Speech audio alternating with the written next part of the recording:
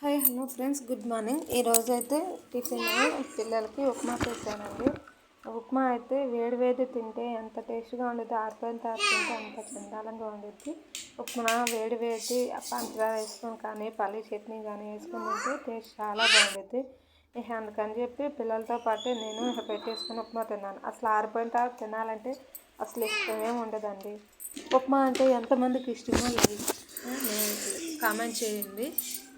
రోజు పిల్లలు ఇడ్లీ దోశ ఏం తింటారని చెప్పి ఈరోజు ఉప్మా చేశాను. అయినా కానీ మా పాపకి అస్సలు నచ్చలేదు. పల్లీలు ఎక్కువ తింటూ మా పాప, అందుకని చెప్పి పల్లీలు అసలే లేదు. పల్లీలు లేకుండా ఉల్లిపాయ పచ్చిమిరకాయతోనే కరివేపాకుతోనే నార్మల్గా చేసేసానండి. ఆ లంచ్ బాక్స్లోకి ఏమో పిల్లలకి బెండకాయను ఆలు రెండు కలిపి ఫ్రై చేశాను. అది చాలా ఇష్టంగా తింటారు ఇద్దరు. డైలీ ఉండేదే lunch box white rice, snacks కిందేమో మా గోధుమ పిండితో బిస్కెట్స్ చేశాను. అవి ఒకటి, డైలీ ఉండే పెరుగు. నా వీడియోస్ కానీ నచ్చితే లైక్ చేయండి, సబ్స్క్రైబ్ చేయండి.